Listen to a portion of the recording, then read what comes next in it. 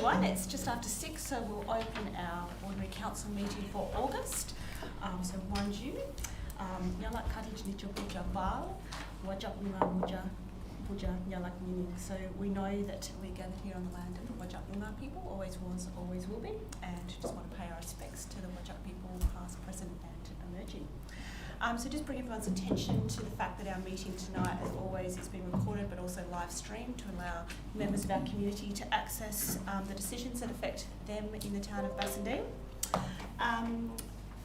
Just a couple of announcements from myself. So first of all, this weekend we are recommencing the Old Perth Road markets, which is fantastic.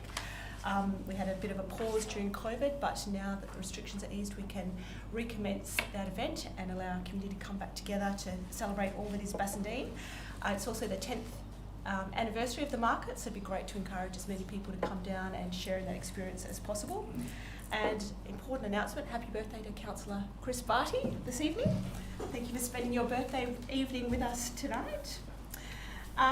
Attendances, apologies and applications for leave. We have everybody here with us tonight, but are there any applications for leave? Councillor Hamilton? From the 26th of September through to the 30th of September. Thank you. Anybody else? Okay, I'm happy to move that council accepts that. Is there a seconder? Councillor Quinton, all those in favour? That's carried unanimously. Thank you, everybody. Any declarations of interest from councillors for items on tonight's agenda? Okay, great. We'll move on to item 5 then, which is deputation. So we've got a couple of people who would like to give deputations this evening. Both of them are on item 12.7, which is in relation to the draft policy for development in the floodway. So first of all, I'd like to invite Mr. Craig Lacanis to come and take a seat at the table, Mr. Lacanis. So as I mentioned before, you've got up to 10 minutes. I'll pop the timer on just so we can keep track of that. Okay. And after that, if councillors wish to ask questions, they may do so.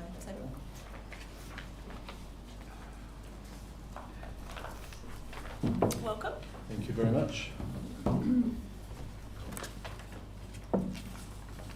Okay, I just intend to read because it's a fairly complex issue, and I just want to keep it as concise as possible by reading a prepared statement here.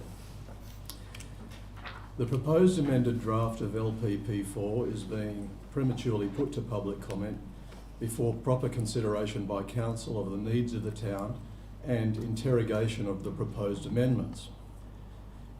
If it is put now to the public, Council will have led it to ignore both the needs of the town and development rights of targeted landowners in the floodplain, while failing to alert others, i.e. flood fringe landowners, that planning in the town is to be surrendered to DWER and DFES and other agencies. These agencies have separate recourse to oppose development applications without the town directly surrendering its needs and vision to their vagaries and demands. DFES' preposterous requirement that the floodway, which is merely separated from the flood fringe by an indiscriminate line drawn through floodwater, be filled or levied for development, should be extrapolated to its prospective stance on most floodplain development. A large area of the town was in floodplain, and much remains so following EMRC's new projections of considerably lower flood levels. Residents have lived and developed with floods as a fact of life without a single resident or emergency worker fatality in the entire history of the town. Yet, DWER, in hand with DFES, is intending to constrict development in the floodplain generally. In making the next 4 points, I just highlight that there are several factors by which the floodway is assessed, and 3 of them are the ones I wish to address are local planning needs, social factors, and risk, hazard, likely effects of future development, access and isolation issues. So to the first point. Defining the flood fringe simply as a part of the floodplain where development is acceptable is a device to exclude development in the floodway, without a replacement for the defunct justification in the existing policy, i.e. that development in the floodway, as it stands, raises upstream flood levels. DEWA has no new justification, so defers to DFES, with which it is now working hand in glove to exert control over development in Bassendean. This is unlike any other jurisdiction along the Swan River, including the City of Perth and regarding the building of Elizabeth Quay, for example, or to my knowledge anywhere in Australia. Point 2. The methodology devised and employed by DEWA to identify a floodway did not consider local planning needs, other than to note that intensification of land use is not necessary to meet the town's infill targets. The town must guard its independence and self-determination via its own planning process, which has determined that floodway lots should be subdividable through R5 zoning.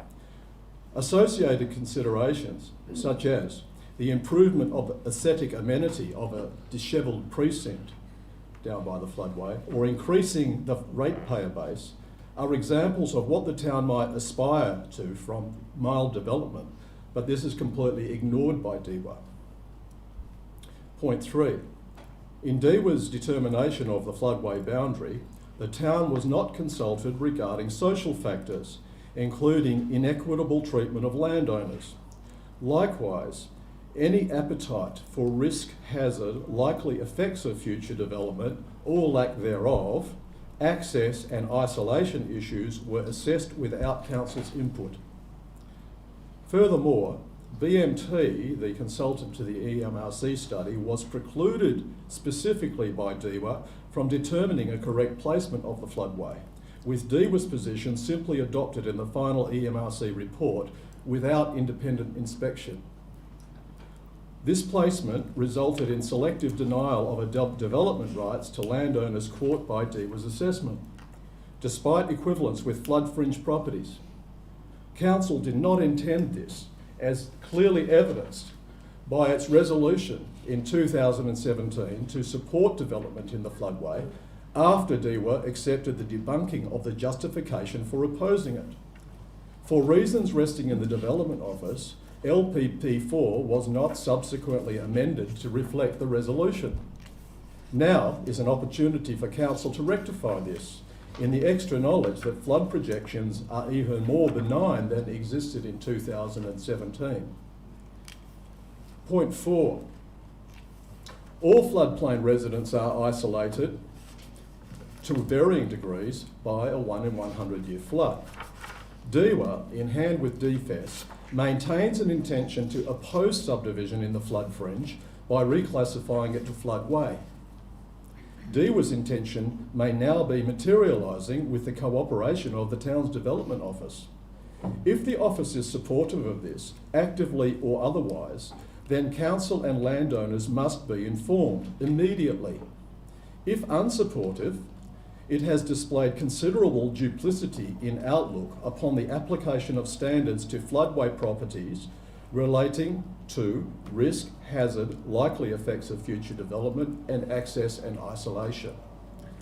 Those are the 4 points. Now, we'll complete it with an overview.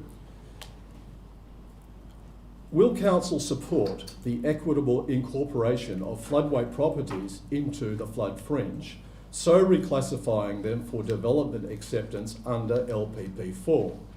Or perhaps it will support reclassification of parts of the flood fringe to floodway to constrict development there, as intended by DEWA.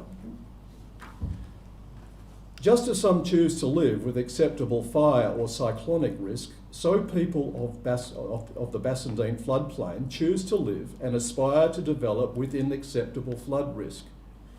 Why surrender this carte blanche? It should be defended by Council, not ceded to outside agencies to discriminate as they please.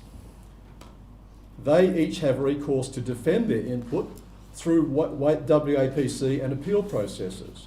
They do not need the town's enabling against its own ratepayers. A display of courage, leadership and aspiration to improve the town while ensuring floodplain landowners are treated equitably is needed. We are seeking Council's defence of many families and ratepayers who are and will be affected by what is being suggested.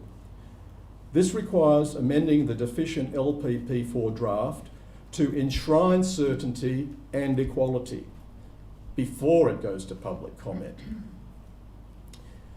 I have some notes, and these notes pertain to claims, if you would, that I've made here, and the notes are three.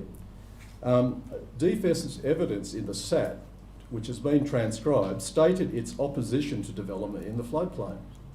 Flat, simple, not degrees of, the floodplain.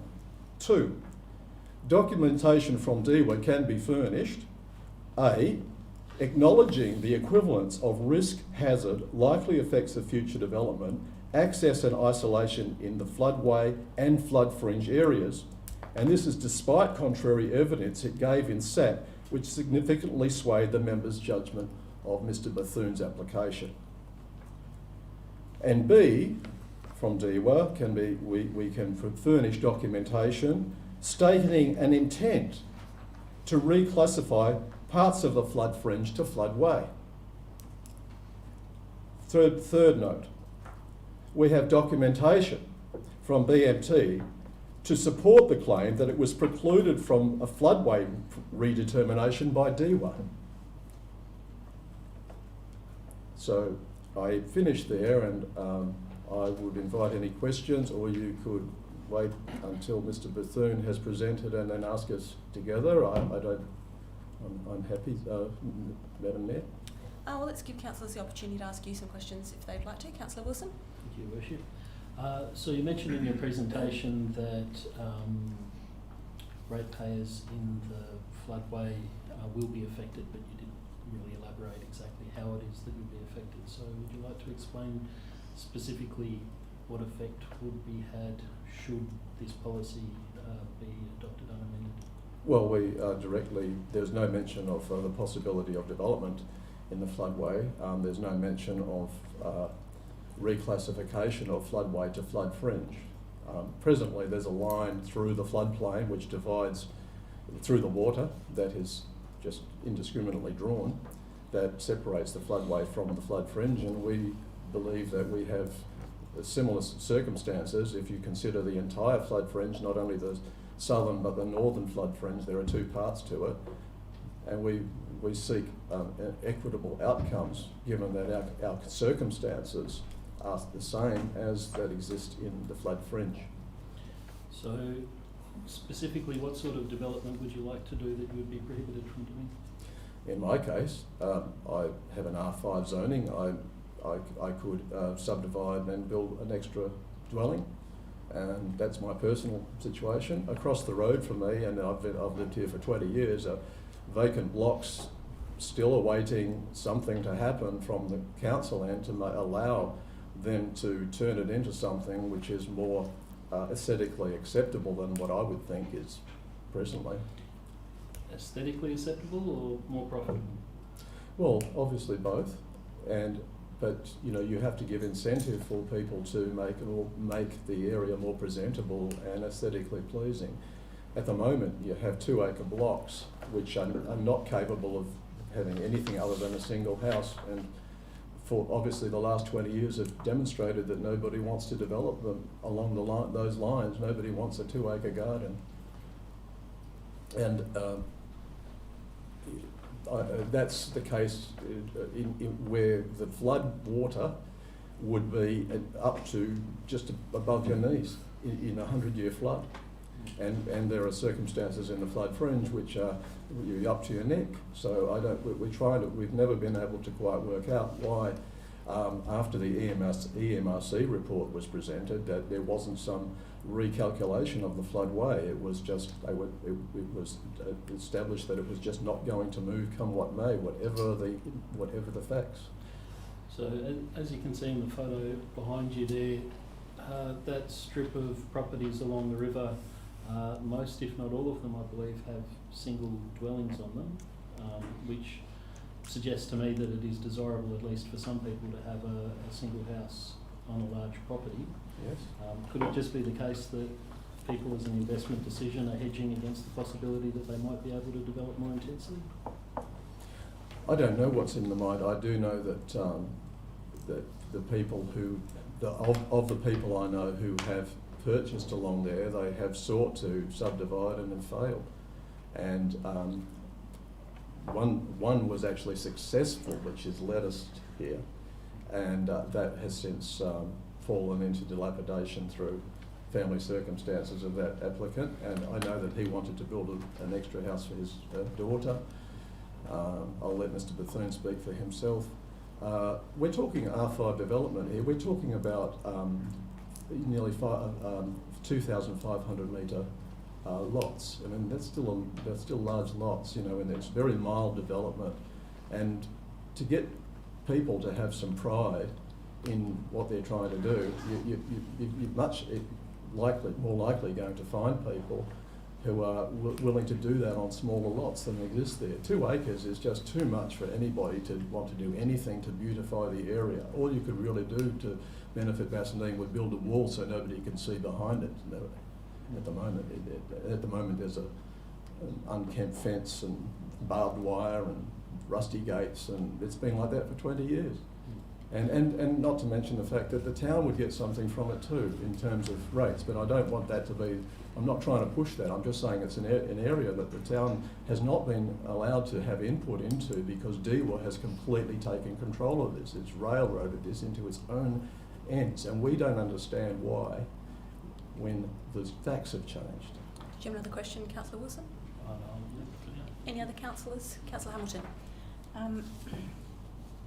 Clearly, there's a distinction between the floodway and the flood fringe, and your property's in the floodway, from my understanding. My understanding as well is that the treatment of development in those two areas is distinctly different and treated differently. And I also, and correct me if I'm wrong, I also believe that any development application in the floodway inevitably goes before DEWA anyway. Is that correct? In the floodway, what happened initially? Yes, it always goes before DEWA. Yeah. Yes, Right, in the okay. floodway. Yeah. Okay. Councillor Hamilton, maybe we can get our staff to clarify any process when we come to this agenda item so that we get the official process. Yep. Okay. Other councillors? I do have one more question. Yes. Councillor Sorry. Hamilton. Correct me if I'm wrong, 2 landowners from that area have been before DEWA previously? Yes, Yourself? there's No. I've made an application and was refused. Mr. Bethune has and was refused, and Mr. Ron Ahurst who was had his application accepted through the mediation process, the SAT mediation process. It never actually went to a ruling by SAT because DEWA accepted the fact that the placement of any buildings were not going to affect people upriver. I wouldn't be sitting here if I thought they would. I do believe that in science, and I do believe that if there is going to be any restriction or any impact upriver, that I wouldn't be sitting here wanting to change that. I would have stopped all of this several years ago. So, my final question is, if DEWA have these criteria and any development application in that area has to go before DEWA anyway, so I'm not entirely sure how council can influence or have position on that, because they're clearly floodway property applications go before DEWA as the final deciding body. They do, and what we're saying is that the council shouldn't enable DEWA, the council should enable its ratepayers to make the running. I mean, DEWA already has power, it has access. Ratepayers don't. And if we make an application for a development and the council knocks it on the head, well, it's basically at its end, because there's no other avenue. We seek some support, and I believe that the town should be giving it, and I don't believe that the town should be the ones who were the arbiter of the input from DEWA and from DFES. I think that's the job of WAPC and its appeal processes. Councillor Ganter, did you have a question for Mr. Yes, Lucanis? thank you, Your Worship. Mr. Lucanis, just want to clarify, what you're seeking from the town tonight is purely and simply for the town to uphold its own planning scheme and allow the residents to develop, as it currently states in the planning scheme under zoning, the classification of R5. You're not looking to upcode the zoning to get more development, you're simply wanting the council to adhere to its own planning scheme, is that correct? Well, yes, but the planning scheme was never amended or adjusted or addended when the council made its last decision on this, which was before the EMRC report significantly reduced flood levels, projected flood levels. So what I'm asking, as I have written here, is that the council do allow subdivision in the floodway according to the R5 code as it exists.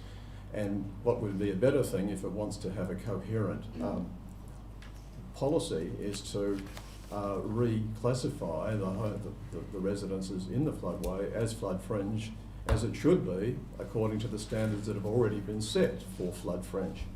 And we fit well within those parameters, and yet here we are.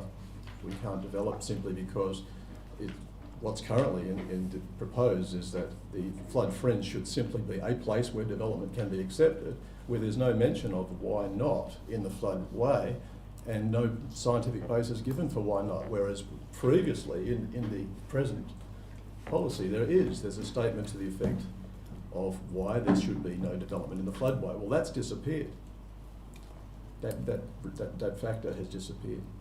Thanks, Mr. Lucanis. We might give Mr. Bethune an opportunity to come and speak to this item as well. Thank you for your time this evening. Do I need to table a copy of what I've said?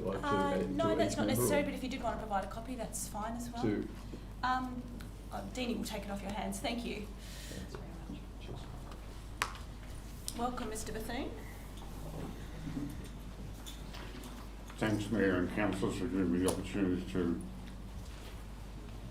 come along tonight to justify a case for deferring the issuing of the DPP, or the LPP advertising until we've heard this out. And so I think probably it's better to inform the councillors of the sequence of events leading up to this motion, and I'll read them because I wasn't very good at doing my lines at school. So the sequence of events up until now was that in 2016 there was an approval of a West Road subdivision, which Craig's already spoken about, with Ron Ahurst across the road from me. That didn't go ahead for various reasons, but after that happened, there was a flurry of activity by the then town executive and DEWA to stop any further subdivision, and that started with a failed rezoning attempt, which some councillors may remember. And then after that, and there was an omission then after that to amend LPP4 to reflect the council's supporting of development in the West Road floodway, which some councillors would remember. Now, to find another reason to oppose subdivision, DEWA admitted it had no hydrological basis to oppose subdivision, so it introduced safety requirements, thereby deferring to DFES, which said it opposes any development in the floodplain, which includes the flood fringe. Brian Reid at the time, and in response to my subdivision application, said to me, "You won't get around this one." And he's right, because DFES have said that a rescue or of residents that decided not to stay after the flood, or to stay in the building after the flood and then decided afterwards to go, obviously puts them at some level of danger. But DFES have admitted now to me that in our area is an acceptable risk, even though they're saying now that there should be a wall built and the road filled. In everything there has to be an acceptable risk, but of course the DFES reason is undecidable. So DEWA now had they were off the hook because they had no scientific reason to oppose it, and so they now defer to DFES.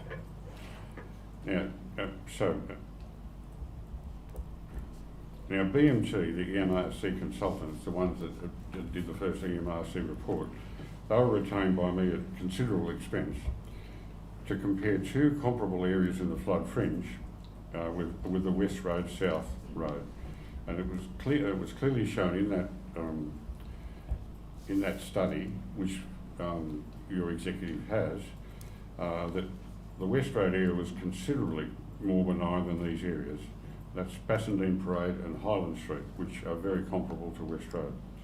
And now these streets have only recently been confirmed by DWA as meeting current criteria as flood fringe. DWA redrew the boundaries after the EMRC report, and in those boundaries, these streets remained as being flood fringe. Now, instead of accepting the fact that West Road South Floodway more than qualifies as flood fringe, we're now going back on their current redrawn flood fringe as meeting current criteria, and they said and to inform development decisions. Now say that both areas should be classified as floodway, and they're working with the town to resolve the mapping. And this is not just from the back room. This is signed off by the Director General. Now, the draft amendment to LPP4 defines floodway. And it says, when the river breaks its bank and the river slowly converges and the river converges into a mainstream after it's broken its banks. Well, it's wrong. When the river breaks its banks down in the West Road area, the river slowly converges on West Road from the west, not from the main flow. And it's in the form of an eddy, and it doesn't form the main flow path for the floodwaters, and that was confirmed by BMT, and that it should not be regarded as part of the floodway by hydraulic definition. It should be included as a flood fringe, and that definition includes depth, hazards and evacuation constraints. Now, I know this doesn't justify delaying the advertisement of the amendment, but it just points out that the definition that's shown in the draft doesn't apply to West Road. Now, it doesn't point out the flood fringe residents and prospective property developers that because of DWA's involvement of DFES as the final arbiter, both agencies are now going to be consulted when a flood fringe subdivision or development is received, and their advice will be accepted, and as it was said to me, as has been traditionally done. Well, DFES have clearly stated that it opposes any floodplain development, so I dare say flood fringe residents don't know this, and do the council know this? That's the thrust of what I'm saying, is that this opposition by DFES, who have been put into the position now of arbiters, are opposing any development, and that includes flood fringe. Now, this places the council in the position of not being in possession of full facts when asked to vote on floodplain issues, and having the validly supported interests of its residents being dictated by agencies with self-serving agendas, far from being an interest in the future of the Bassendean floodplain. A glaring example of this is DWA's action in not altering the floodway boundaries 1 centimetre post the EMRC report, even though the flood fringe boundaries were substantially reduced and the expected water levels were reduced by a metre. This baffled both BMT and JDA hydrologists, who were specifically excluded by DWA, as Craig has pointed out, from advising on boundaries, and for obvious reasons. So DWA redrew the boundaries, not BMT or JDA, and excluded any alteration at all of the floodway. Now, I respectfully suggest that the council defer submitting the draft LPP4 amendment for public comment until the draft addresses and includes facts that the public would not be aware of, and council, I would dare to say, would not be aware of. A couple of examples are approval of flood fringe development, which will be dictated by DFS, and this fact has not been included in the definition of flood fringe in the draft amendment.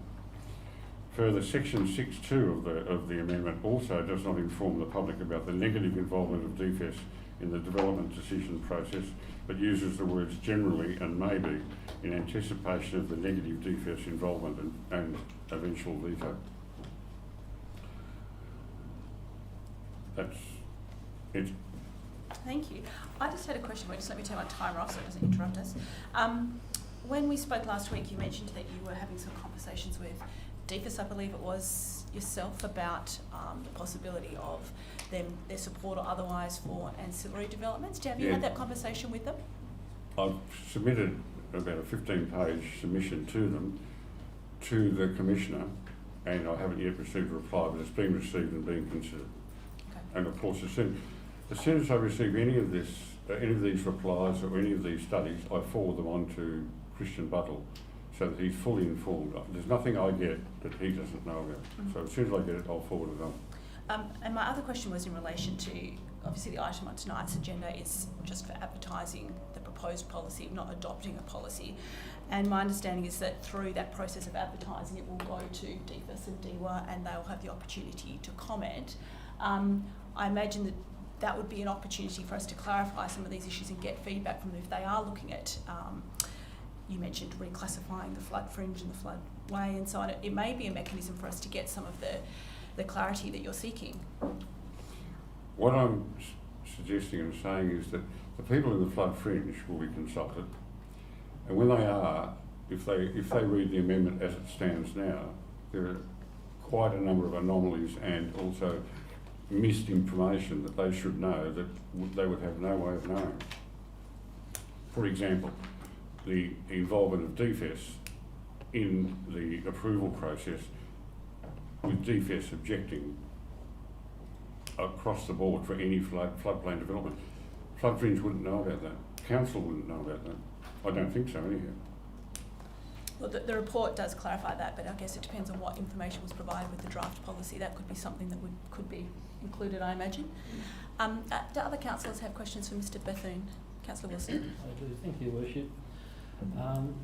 So you made mention before about DFS's position, and you said that DFS oppose further development or subdivision of the land, full stop. The advice that I've got before me here from the officer's report then goes on to add a bit more information. It says DFS oppose further development and or subdivision of land within the floodway and advise that this position will be held unless satisfactory arrangements could be put in place to allow safe access and egress from the floodland to the flood fringe. Correct. So does that align with your understanding? No, but DFS object to any development or subdivision in the floodplain. Yes. And that evidence was given in their witness statement and in their evidence at my SAT hearing. Okay, so the language that's used here in this officer's report talks about floodway and flood fringe. So your understanding of floodplain, does that encompass both of those? Yes. Yes. It then goes on to say, in this respect, the only possible way for this to be achieved would involve filling the entirety of the floodway or constructing a levee around the land within the floodway. Is that consistent with what you've been given to understand? That's my understanding of what they suggest as being their minimum requirement.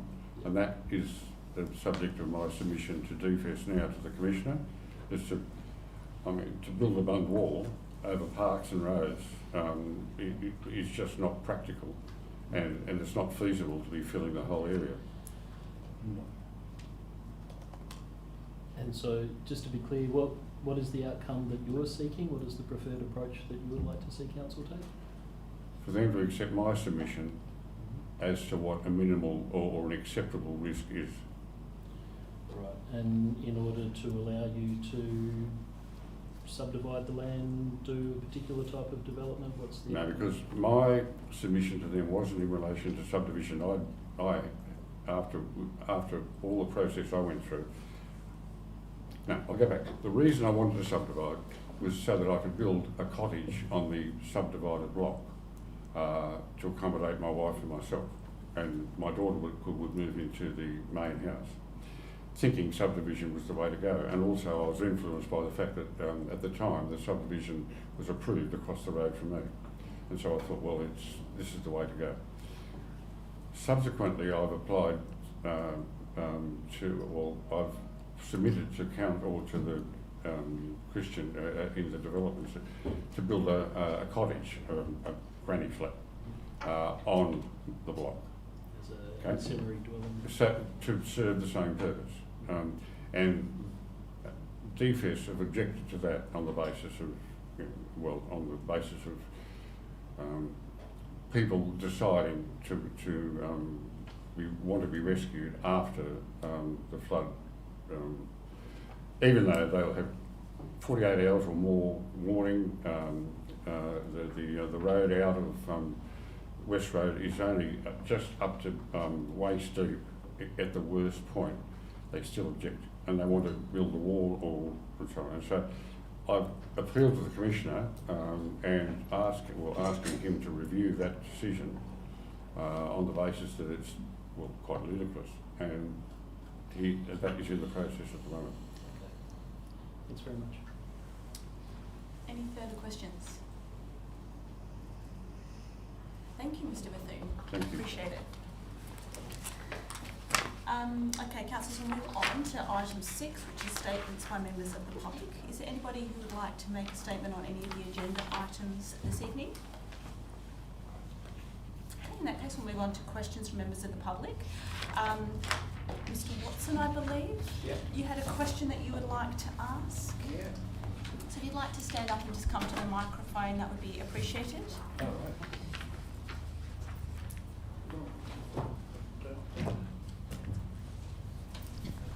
Is it on? Yes, we can hear you, thank you. Is that microphone? No. It's for Yeah, that's recording, not projection. Ah, right. Okay, before I start, I'd just like to say that accidents happen, and that's why I feel we're insured. But I have a claim at the moment against the council's insurer caused by a falling tree at number 3 Hiding Street, Bassendean. I'm asking the council, in this case, I'm asking, will the council accept negligence for the damage caused? I have forwarded you most of the information with regards to claims so far. I've inquired at Parks and Gardens as how is the maintenance of the trees kept at. They were going to get back to me, as of yet they haven't. The neighbour at number 1 Hiding Street, who's lived there for 18 years, informed me that the trees have been leaning over for a very long time. For the last 3 years, have been nearly touching the garden at number 3 Eileen Street. I've asked the insurers if there's any time frame I should be looking for to make a successful claim, i.e. the length of time the trees had to be in a position before negligence is proved. They have left me still guessing.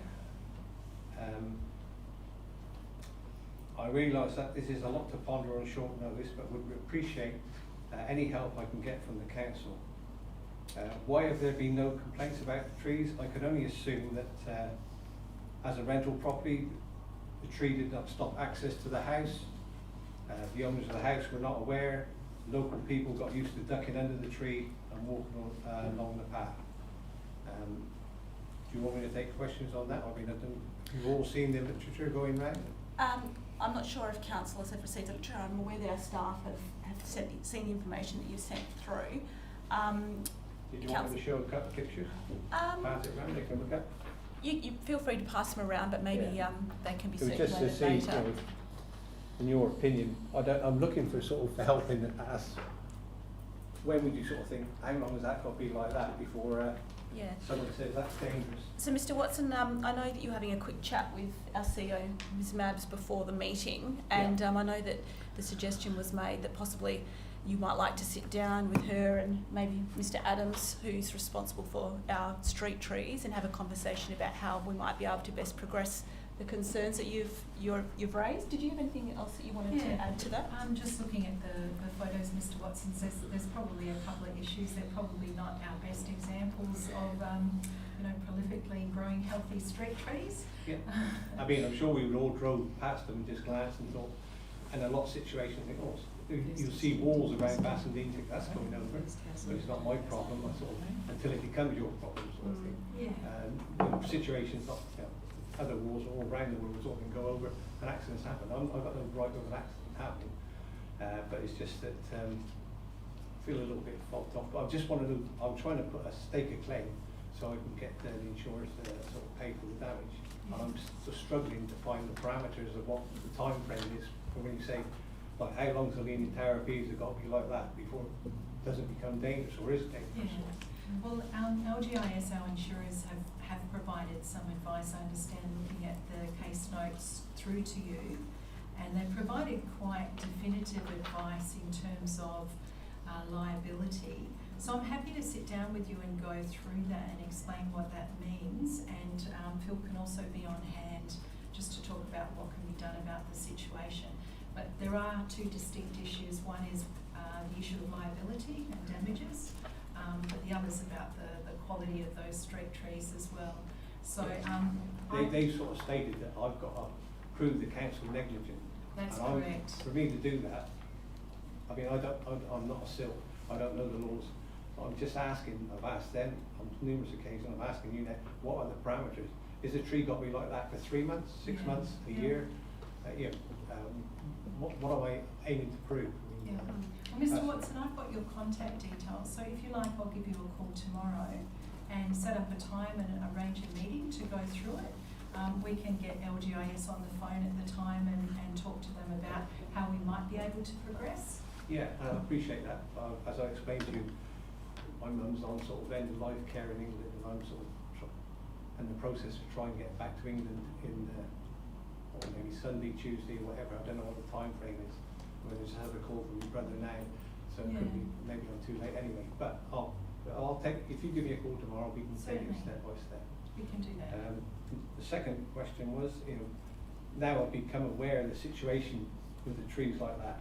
Let's just say, with all the information sent about planting trees in Bassendean, is the council going to make the public fully aware of their liabilities as the falling branches and trees go?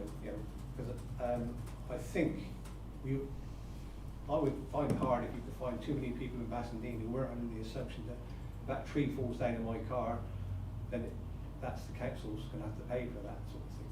I mean, we all pay this insurance, it's ratepayers sort of thing. So I would think, right, that's partly my insurance, why can't I claim off that? But I would like to see, because everyone I've talked to is like, you've got to be joking. And I'm as naive as anyone. I thought, all right, why should it be me forking out excess and not sort of the council council's insurance taking care of it? But is there any way with all the information we're out there? Because I think the public ought to be made aware, say, all right, if you choose to have a tree outside and you own a Lamborghini or something like that, and you park under there, do you know the risk you're taking? Because when it comes down, it's your excess that's going to sort of pay for it, sort of thing. Yeah, it's not something that we have discussed promoting to the community, but it's definitely something we can have a conversation around. The town does make an effort to maintain all the trees to reduce the likelihood of those incidents occurring, and it's unfortunate, like in situations like you've experienced, when something does go wrong. That's right. I mean, I was under the assumption we have a yearly trim, and people check the trees as they go round. I mean, like the next door neighbour says, they've been dealing like that for 3 years, and she's been there 18 years, and they've been gradually going over. So. Did you want to add anything, Mr. Adams, at all on the trees? No? Maybe that's something that we can include in the conversation when you have a chat. Okay, I just wanted to put it on record, that's all right. But thank you for your time. Thank you for raising it with us, and sorry to hear about your mum. It sounds like you've had a really tough year. All I'm looking for is this, if I know what I've got to aim for, which have a crack at getting the case approved. Thank you very much. Thank you. Appreciate you being here. Are there any other questions this evening? Sorry, just quickly, I just wanted to acknowledge I may have a proximity interest in relation to item 12.7. My property is located within the flood fringe. Just a quick moment to check the map. Would that be? Check. Yeah. Can you imagine? All right, councillors. we'll move on then. So item 8 is petitions, and we don't have any this evening. So item 9 is confirmation of minutes from the previous council meeting. So 9. Question, Your Worship. Sorry, yes. Question, Your Worship. Thank you. Thank you, Your Worship. I have a question just from one of the questions that were actually asked at the last council meeting. Now, we had a workshop some weeks ago now, I believe. And my understanding was we were going to bring a report back where we eventually found out where our town centre, whatever you want to refer to it as, will be located in the boundaries. I'm just wondering, now that it's been some weeks since council had that workshop, will it be a number of weeks or months before we get that progress? Before we answer your question, I'm so glad that you interrupted me then.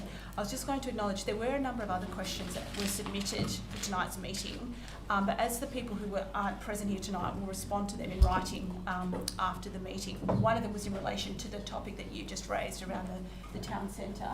Are you able to give us an update of how that project is progressing? You've been on leave, so that's probably not very fair.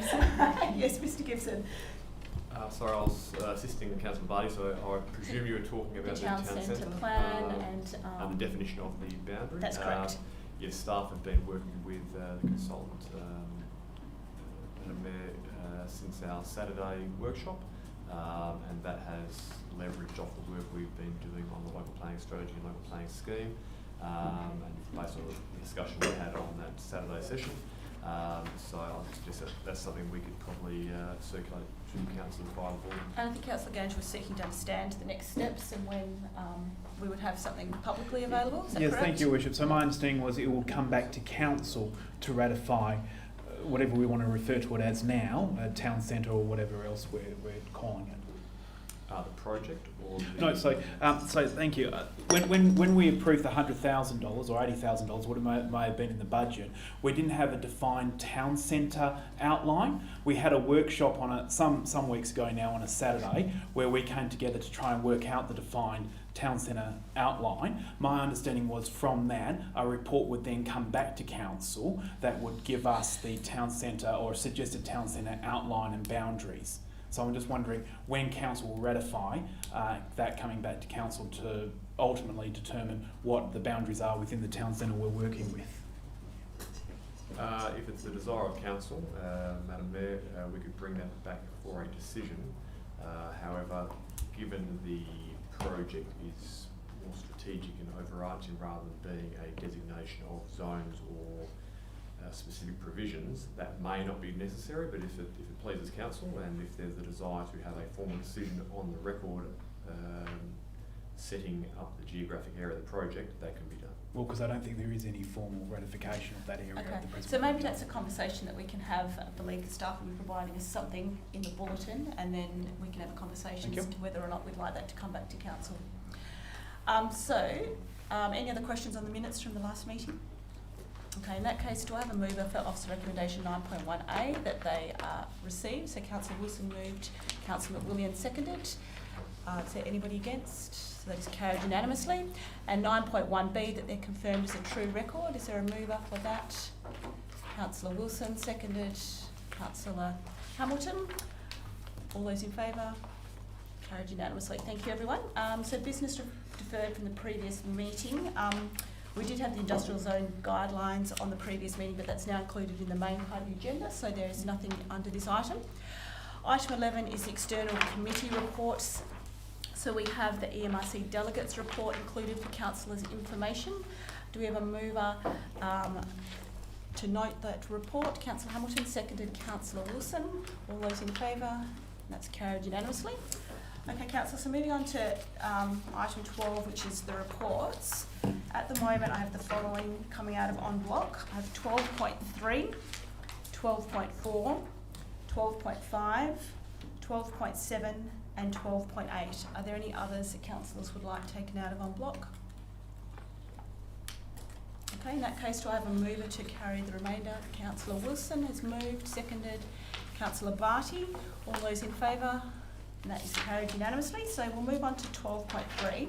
So this is the proposed tree preservation order for number 1442 North Road in Bassendean. First of all, are there any questions for the staff on this item? So I wanted this out of en bloc because at the briefing session we had some discussion around point 3 of the officer recommendation, which relates to the requirement to undertake the maintenance that the arborist identified in their report. I'd like to propose an amendment where we delete point 3, so that council would be making the tree preservation orders, but removing the requirement for that maintenance to be undertaken within the 90-day period that has been identified. Councillor Hamilton? Can I ask a question? Yes, you can. Pertaining to your amendment, if the property changed hands, would the tree preservation orders continue when the property changes hands? But what I'm curious about is if we delete number 3, we delete the maintenance requirement for a new property owner. Would that be correct? Through you, Madam Mayor, yes, that's correct.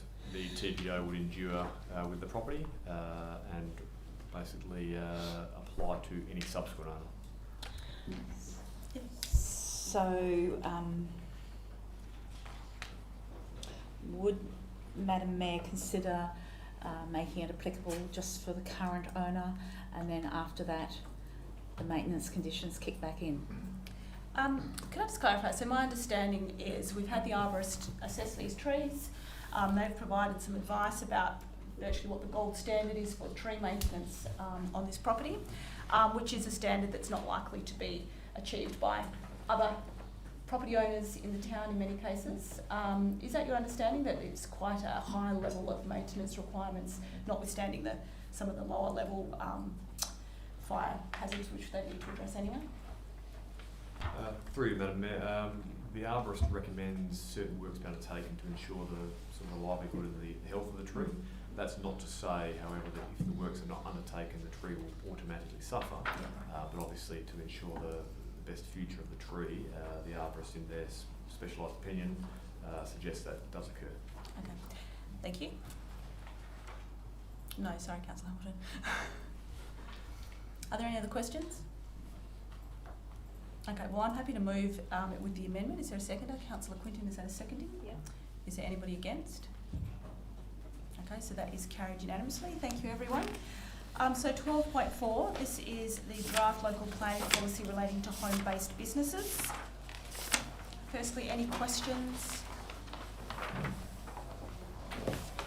No? No questions? Then do we have a mover for the officer recommendation? Councillor Wilson moved, Councillor Hamilton seconded. Anybody against? So that is carried unanimously. Item 12.5, this is the revocation of local planning policy number 18, landscaping with local plants. Any questions? Okay, we have a mover for the officer recommendation. Councillor Hamilton moved, Councillor McWilliams seconded. All those in favour? It's carried unanimously. 12.7, so this is the draft amended local planning policy number 4, floodplain management and development, which we received the 2 deputations on. I have a number of questions for the staff on this one. First of all, Mr Gibson, would you mind clarifying what the process is for a member of our community who wanted to develop or subdivide in that area?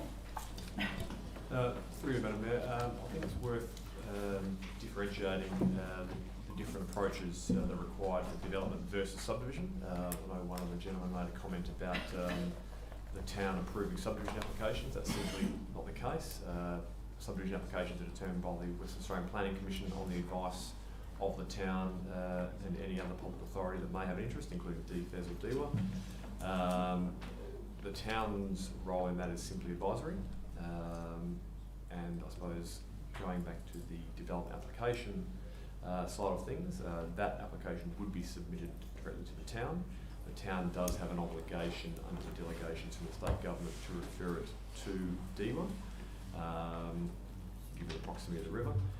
Clearly, DEWA has a desire to also defer in some cases to DFES, so it would be good practice to simply refer it to DFES as well. The town is thereafter obliged, if it is going to approve the application, to only do so if it is supported by DEWA as the statutory referral authority. If the town disagrees with DEWA's recommendation, the matter would simply be forwarded to the West Australian Planning Commission to make the decision and effectively arbitrate. So in terms of the town's decision-making role, it's advisory for the subdivision. and depending on the advice and the town's view of it, the DA, it may well be advisory in that case as well. Thank you. Questions from other councillors?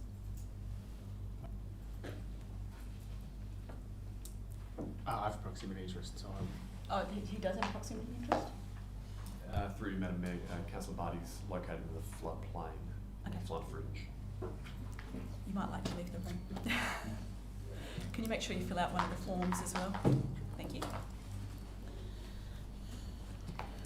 Questions?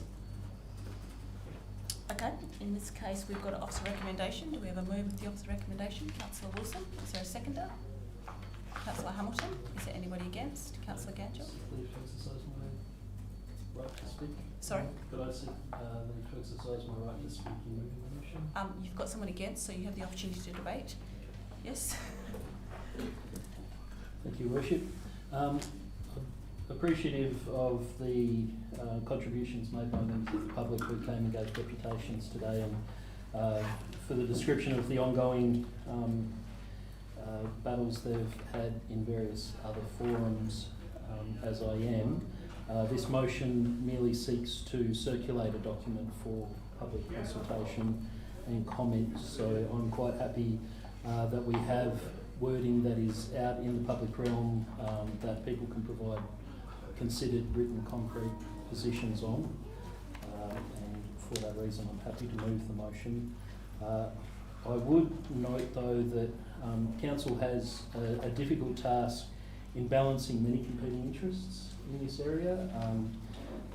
The words self-serving agendas were used a couple of times during the deputations, but councillors would understand that every agenda is in some way self-serving. It just depends on whose interests it serves. So whilst I have a very open mind to what all of the consultation and public comment process brings up, and we'll consider it all in detail, I would ask people to be mindful of the fact that there are many competing agendas here. Some of them relate to public safety, some of them relate to environmental protection, and some of them relate to people's desires to enrich themselves through subdivision, and all of these need to be considered on their merits. Thank you, Councillor Wilson. Councillor Hamilton, did you wish to speak? Yes, I'll keep it quick. I do thank the gentlemen for providing their perspective on this. This is just going out for advertising. It enables various members of the public to provide their feedback. I'm interested in that feedback. We're not adopting the policy. So I think that it's an appropriate process given that we are updating all our policies. I do take on board the frustration that some of the landowners must be experiencing. However, I also note that these matters are referred to DEWA and other authorities. So given the flood and floodway and flood fringe criteria, I think that putting this out for advertising is appropriate at this time. Thank you. Thank you, Councillor Hamilton. Councillor Ganjo. Thank you, Your Worship. First and foremost, the town should advocate in the positioning of our planning scheme. The town should advocate for investment into our town. These residents are not wanting any more than what is allowed under the planning scheme with R5. They are wanting the ability to be able to, and if you like, look at investing on their acquired land that they have, which is everybody's right. And I would suggest nobody should be purchasing any property, full stop, if you don't look at it as an investment, because that's purely and simply what property is. So you want to sort of use self-serving terminology. Well, of course, I would argue that everybody very much who has property is self-serving. This is about looking at the positioning statement this town will be putting out to our community. So we're going out to advertise, we're advertising a preferred position of this town, of this council, which is not advocating first and foremost for the rights of our property owners to actually develop under the planning scheme that currently exists. Existing planning scheme R5. That's what they're asking for. They're not coming here saying we want an increased R20, R25, R40, R100 or more. This is purely and simply being able to leverage off the planning scheme which is in place. we have heard numerous reports tonight regarding inconsistencies in the way the lines are drawn through the floodway and flood fringe. The approval process, well, the town should be the first stop for standing up for people and actually saying we will adhere to what is able to be done within our planning scheme under R5. Now, if there's agencies outside of the town, well, that don't want that to occur, let those agencies tell our residents that that can't happen. Don't let it be the town, don't let it be this council that stands here and puts out a position and says we will be the first stop in telling you no. Other agencies outside of this town, outside of this council, should be the ones that do that if they wish. Our position should be standing up for our ratepayers, our residents, and getting investment and beautification of the town, which I believe certainly in lots this size would very much deliver much needed within the town. Thank you. Thank you, Councillor Gadget. Is there anybody else who would like to speak for the motion or against the motion? Councillor Wilson, would you like to close? Okay. We'll put that to the vote then. All those in favour? Got Councillor Wilson, Quinton, Hamilton, McWilliam and McLennan, and against is Councillor Gangel. So that is carried and we'll go out for advertising. Would someone like to invite Councillor Barty back in? So councillors, we're just moving on to item 12.8, which is the food and health inspection fees. So this wasn't on the briefing agenda. Is there anything that the staff would like to speak to on this item? Thank you, gentlemen. Thank you, Madam Mayor. This was a matter dealt with by Council earlier this year, where there was some relief given in terms of food and health inspection fees, and part of the resolution at the time was to revisit the matter by September this year. So that's the purpose of Council's report. In making the recommendation, we've had regard for the pushing back of phase 5, and therefore recommended that the fees be waived until the end of the half year. Fabulous, thank you. Are there any questions? Councillor Quinton? Just a question about timing. Assuming then that we approve this to the 31st of December, would it be assumed, when would be their next bill after that? Would it be in January? How often do they pay their bills for these fees and charges? Or is it an annual fee that gets paid? Sorry, do you mean quarterly? Quarterly was the answer? Yep, thank you. So it would be at the end of March? Okay, and my question is around timing. So if it's that March, then they've got plenty of time after this is completed for them to pay their next bill. Okay, thank you. Okay, if there's no further questions, is there a mover for the officer recommendation? Councillor Hamilton, seconded Councillor Wilson. All those in favour? That's carried unanimously. So councillors, moving on to item 13, notices of motion. I don't believe there have been any. Oh, Councillor Wilson. I jumped the gun, sorry, Your Worship.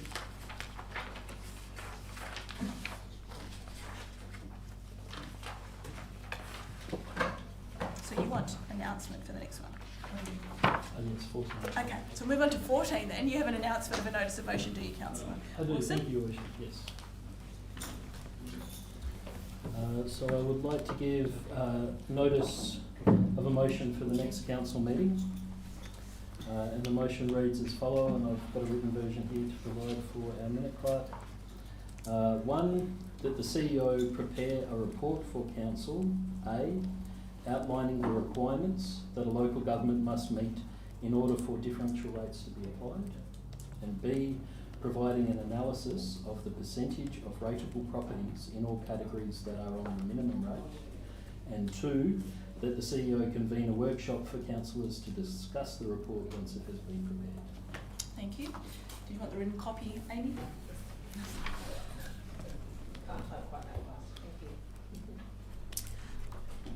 Assuming there is nothing further, so item 15, there's no urgent business, there's no confidential business tonight, so that brings us to the closure. But I just want to bring councillors' attention to the fact that next month there are 5 Tuesdays, and instead of having our briefing in our council meeting on the 3rd and the 4th, it will be on the 4th and the 5th weeks of the month. And just to reiterate that those people who did provide questions for tonight that aren't present will receive a response in writing this week. Yes, Yep. tomorrow. Tomorrow, excellent. All right, well, that is a super quick meeting, so it is 7:06 and I'll close the meeting, and thank you everyone for your attendance. And welcome Tony and Zach. Lovely to have you here. So if you're not aware, Tony and Zach are from the Walga Executive, and just coming to join us this evening, and I think we're going to have a little bit of a chat over dinner, is that correct?